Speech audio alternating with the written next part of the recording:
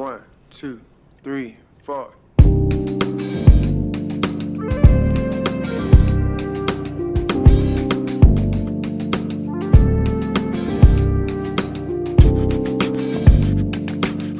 Alright, and welcome back to It's Not a Sport After Dark. This is a show not like our regular season shows, but where I talk about quick little spiels and things that I find very interesting I want to talk about. And in this episode, we're going to be talking about League of Legends World Championship history. A quick oral history of League of Legends championships, when they started, how they became a thing, and just going through the first season, which happened in 2011, all the way to our current year in 2020. So, with further ado, what is League of Legends? Well, League of Legends is one of the most popular video games in the world. It is very, very huge and is growing ever since initial release in 2009. It is a battle arena game. 5 players fight against 5 other players, and whoever wins is crowned champion in the game. That's the brief, very easy summary of League of Legends. And we start our journey here in Season 1. The Season 1 World Championship was held in June 2011 at DreamHack Summer 2011 and featured a US prize of $100,000. 8 teams from Europe, North America, and Southeast Asia participated in the championship. Over 1.6 million viewers watched the stream and was broadcast over the event. The first World Championship team is Fnatic, which is a very prominent esports group in Europe. Moving on to Season 2, Riot, which is the publisher of League of Legends, actually started to take an interest before Season 1, which is now kind of vaguely doesn't really count sort of season, but still counts. It's kind of up in the air. Riot wasn't really enforcing the esports scene of League of Legends. But however, after Season 1, Riot announced that the US $500 million would be paid over Season 2, officially taking an interest in the esports scene. The Season 2 World Championship was held in early October 2012 in Los Angeles, California, to conclude the US $5 million season. 12 qualifying teams from around the world participated in the championship, which boosted the large prize pool in the history of esports tournaments. At the time, at the US, 20 million, with 1 million going to the championship. So it was a $2 million prize pool, and whoever won got $1 million. And at the time, this was unheard of. The grand finals took place on October 13th at the University of Southern California's Gallon Center in front of 10,000 fans. The world champions Taipei Assassins of Taiwan would claim the trophy. Over 8 million viewers turned into watching Season 2 World Championship, broadcasted with a maximum of 1.1 million concurrent viewers during the grand finals, making Season 2 the World's Championship the most watched esports event in history at the time. Moving into Season 3, this is regarded as kind of the golden age of League of Legends, especially esports, or the start of it. A lot of people joined the game. The game really reached its peak in Season 3, and a lot of interest grew around the game, and this started to really pop off. It's also kind of around the season I started playing. The Season 3 World Championship was held in late 2013 in Los Angeles, California. 14 teams from around North America, Korea, China, Southeast Asia, and Europe would battle over the Summers Cup and a 1 million prize pool. The grand final was held at the Staples Center on October 4th in 2013, where Korean team SK Telecom T1 defeated the Chinese team Royal Club. This would also be the start of Lee Song-hung's, better known as Faker's, rise to glory on the win. He would go on to win 3 world titles. He also would get the nickname the Unkillable Demon King, funny nickname by the community. And people would just regard him as the best player, still the best player to ever enter the esports scene, especially League of Legends. To give it kind of a fair comparison, he's like the Michael Jordan of League of Legends and esports in general. Dude is crazy, and he's still playing today. The Season 3 World Championship Grand Finals, broadcasted on October 4th, was watched by 32 million people, was peak concurrent viewership of 8.5 million. The number once again beat the previous record of esports viewership. Skipping ahead here, we're going to go through sections season 4 and 6 all through this one little section because I think this is faster. And this is when the scene saw a lot of growth, a lot of changes, a lot of big, crazy things start to happen with a couple of years. So, started off in season 4, the 2014 World Championship featured 16 teams competing for a 2.13 million prize pool, with the winner being Samsung White. At this time, there was no rule on how many teams a company or organization could have. So, funny enough, finishing in 4th was Samsung Blue. World started to become more interesting too. We started seeing things like opening shows, big CGI dragons. You can go watch some of these. This championship concluded in Seoul World Cup Stadium in Korea. It was watched by 27 million people with concurrent viewership, peaking over 11 million viewers. We would also see the start of a trend, which is the world song. So each year they release some sort of like theme song to be a tribute to players in past championships and past worlds. This one is actually by Imagine Dragons Warriors, which is regarded as one of the best and famous world songs within the community. It is also a very popular song of Imagine Dragons, so I'm sure if you're Imagine Dragon fans, you've heard of it. In 2015, which is season 5, Riot Games introduced a number of competitive changes to Legends. They added MSI, which is a mid-season tournament where it's another international tournament where all teams from different regions come and play. It happens in the middle of the year, so say summer.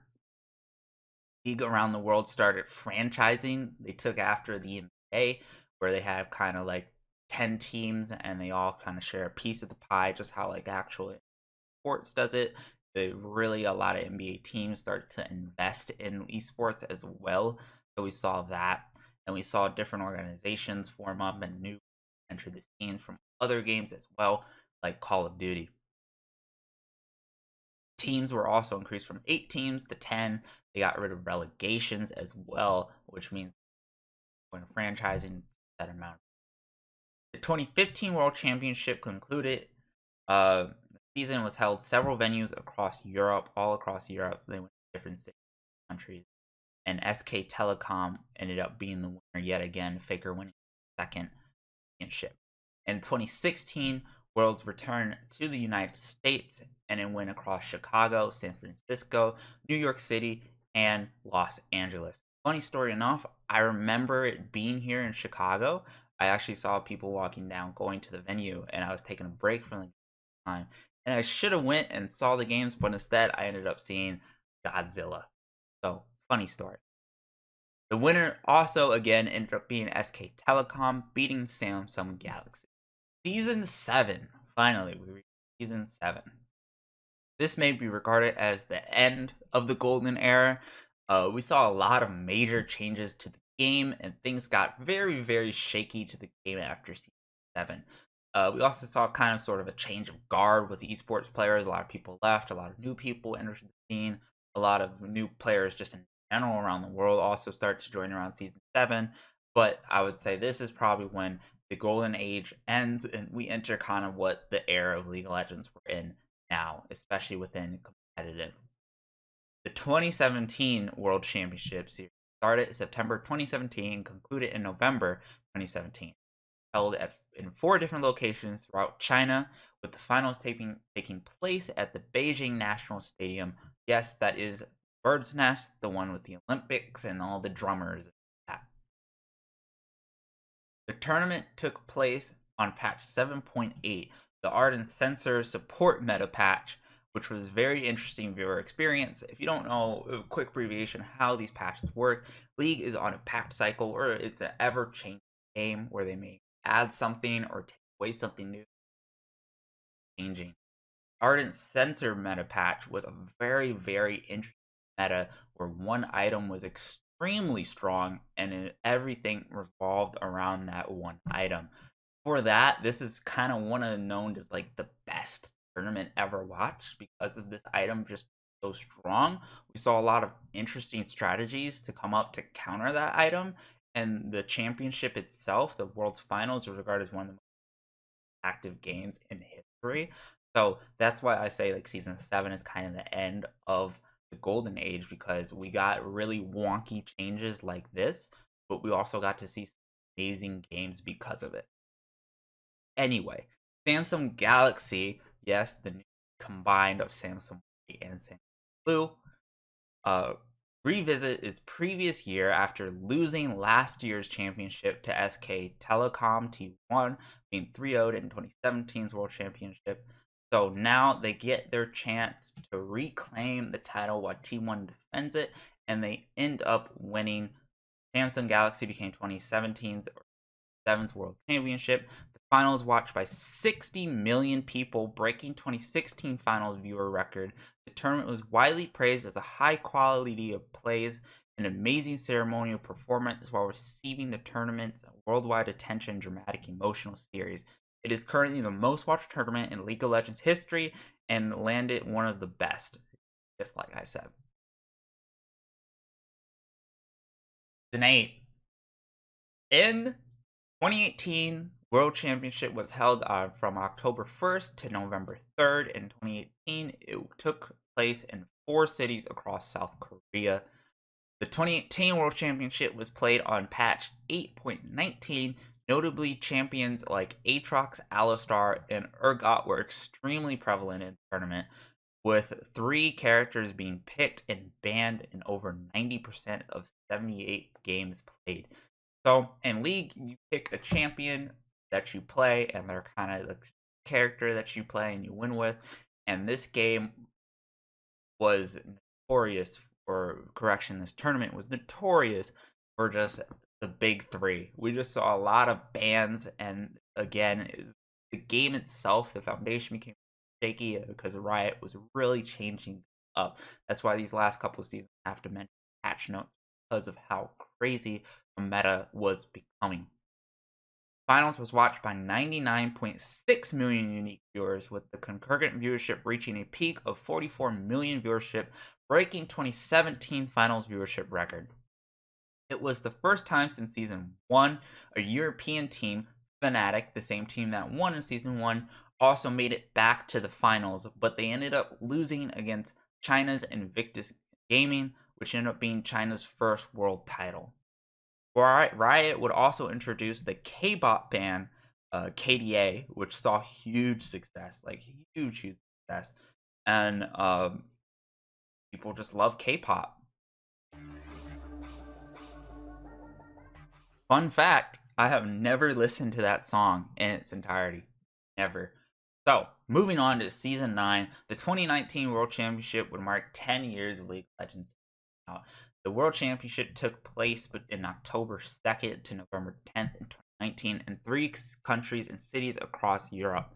China would go on to win another title, with LPL's Fun Plus Phoenix beating European LEC's G2 at the Acheron Host Arena in Paris.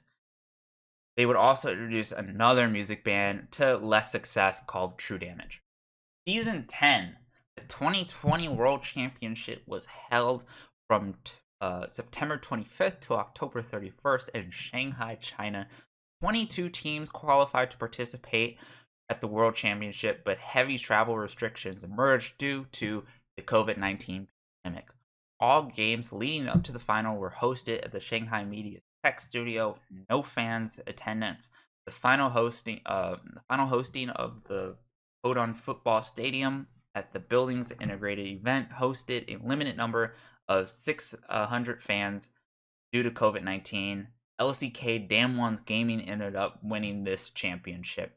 This is when the world got very shaky, and we enter kind of, the period we're in now with COVID, putting heavy restrictions on a lot of tournaments and a lot of events throughout 2020 going on to 2021. Season 11, or the 2021 World Championship, was held from October 5th to November 6th in, and I'm sorry if I mispronounced this, Reykjavik, Iceland. I probably completely butchered that, but it's in Iceland, and the reason because of this is because Iceland had apparently very nice COVID restriction laws. They did this for MSI as well this year, so they just decided to also have it in Iceland. 22 teams qualified to participate at this year's championship. All teams were hosted in, again, I'm sorry if I butcher this, Langudashkol, with no fans in the audience due to COVID-19 pandemic in Iceland. LCK, Damwon Gaming Kia would defend its title, but end up losing to LPL's Edward Gaming. But the best part was the release of Netflix series Arcane, which was League's animated series that came out on Netflix during the time of the finals. It was very, very well received within the community and just general critics and just general people who never even heard or watched League of Legends before. Even my mom ended up liking it, so that's how good it was. And me and my friends actually got together each week just to watch it, even my friends who dislike the game. So it was very well received and saw huge success for the game as a whole. And finally, here we are in season 12 of League of Legends. And what's going to happen? Well, honestly, I can't tell you. The current competitive season actually just kicks off this week, starting January, February, uh, 5th. So yeah, it literally just started with North America. Some other regions such as China and Korea and Europe have already been playing and already a couple weeks in. But the competitive season literally just kicked off here, and we're seeing a huge different variety of teams and players excuse me, crop up. There has been a new change of guard. There's been a lot of crazy changes within the starting already, and it's a brand new game. We're getting a lot new players as well because that's Arcane. So it's been a very interesting experience just at the start of the year. But this world's champion should return to the United States. My prediction is that it will probably be held in uh, Canada because they haven't really had a whole bunch of tournaments in Canada. They've had uh, places like LCS North Americans League has been played in Canada before, but no Worlds has been held in Canada. And that's because Riot is an American-based company and generally around the LA area, so that's why it's always play. But that's my prediction. So anyway, with further ado, thank you for listening.